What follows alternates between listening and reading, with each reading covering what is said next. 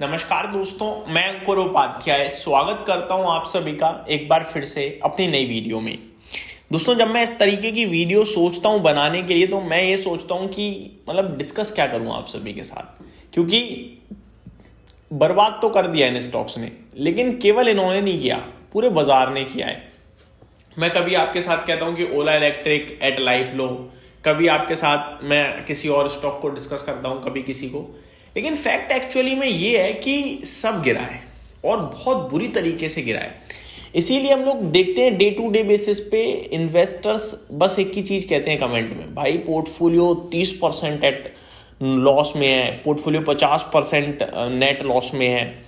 But problem ये है कि एक्चुअली में मार्केट लाइफ हाई पे है, केवल स्टॉक्स की तो असली में बैंड बजी पड़ी है और मार्केट लाइफ हाई पे है कुछ चुनिंदा स्टॉक्स की वजह से, जैसे कि दिग्गज फाइनेंशियल्स वो बाजार को ऊपर ड्रैग कर रहे हैं, आईटी बाजार को थोड़ा संभाल रहे हैं, नीचे नहीं गिरने दे रहे। बाकी चल क्या रहा है? कुछ भी नहीं चल रहा। फॉर एग्जाम्पल, लगभग आज से 3 साल पहले दुनिया को एक थीम दिख रही थी, हमारे देश को, दुनिया क्यों नहीं, और वो थीम थी एथनॉल की, कि भाई एथनॉल पेट्रोल में ब्लाइंड हो रहा है, भाई बहुत अच्छी बात है, ये वो है, अलग ग्रोथ है, स्टॉक्स भी भाग रहे थे। आज की डेट में बात तक कोई करने को तैयार नहीं है। मैं कोई नया इन्वेस्टर आया हो, उससे मैं 5 कंपनियां पूछ लूं ना अगर शुगर इंडस्ट्री की, वो बता नहीं पाएगा। लेकिन 2022 में मैं शुगर इंडस्ट्री के बारे में बात करता तो सबको तेजी दिखती थी। अब यहां पे क्या करें क्या ना करें, क्योंकि इन्वेस्टर्स का बहुत बुरी तरीके से लॉस चल रहा है। फॉर एग्जाम्पल, चीनी क्षेत्र की सबसे बड़ी कंपनी बलरामपुर ईआईडी पैरी हो चुकी है। खैर, अब तो ईआईडी पैरी को मैं छोड़ दूं अगर, तो सारी कंपनियां बेकार हैं, बेकार घाटे में है। बलरामपुर चीनी की बात करूं तो ये 9,000 करोड़ के मार्केट कैप वाली कंपनी है, 444 पे है, लेकिन ऊपर 670 रुपए के हाई हैं इसके करीब करीब। अब आज 450 रुपए में इन्वेस्टर करे तो क्या करे? 1 ईयर के लोस पे है, 420 रुपए का इसका 52 वीक लो है, 444 पे अभी है, ऑलमोस्ट साल के निचतम स्तर पे है। अगर मैं टॉप से काउंट करूंगा तो करीब 30% समथिंग नीचे है, और 1 साल में एग्जैक्टली देखूंगा तो 24% नीचे है। अगर मैं 2 साल की भी बात करूँ ना तो 5% लाल निशान में ही है भाई सब नेट लेवल पे। तो कहने वाली बात यह है कि बहुत बड़े लंबे समय से अंडर परफॉर्मेंस चल रही है इस क्षेत्र में और इन स्टॉक्स में। इनफैक्ट मैं 5 साल का चार्ट बताऊं ना तो 2021 में 370 हो गया था शेयर, 2022 जनवरी में 440 था, 22 की जनवरी से आज तक अगर मुझे वही भाव मिलेगा तो फिर तो मैं यही कहूंगा ना, एफडी बढ़िया है भाई। 2022 से 2026 आने जा रहा है जनवरी का, तो 4 साल में कम से कम मेरा एफडी 50% तो गेन करा देता। ये तो मेरे को वहीं का वहीं खड़ा कर रखा है इसने, तो एफडी बढ़िया है, मेरे दिमाग में तो यही चलेगा ना। पर ऐसा हो क्यों रहा है, ये सवाल है। अब देखो, केवल बलरामपुर चीनी की कहानी नहीं है, दूसरे स्टॉक की तरफ बढ़ते हैं। श्री रेणुका शुगर, ये कहां पे आ गया? 26 रुपए पे। 60 रुपए पे ट्रेड करता था ये जमाने में, 50 पे तो काफी लंबे समय तक ट्रेड करता हुआ दिखा है। इसकी कहानी तो थोड़ी सी और डैमेज टाइप दिख रही है मुझे। 5 साल की बात करूं तो इस स्टॉक ने करीब जून 2021 में 43 का हाई लगाया था, वहां से तो लॉस में ही चल रहा है अभी ये, समझ रहे हो? तो बड़ा बुरा हाल हुआ है इन स्टॉक्स का।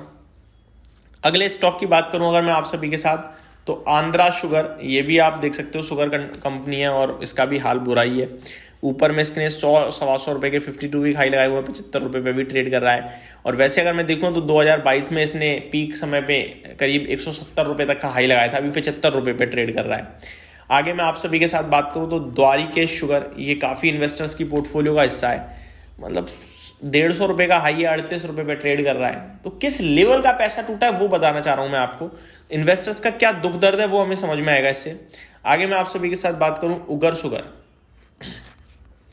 इस कंपनी की बात करी जाए तो ये आपके लिए 41 पे है, करीब 160-170 के इसने हाई लगाए हुए हैं, नहीं 150 के करीब के हाई दिख रहे हैं मुझे।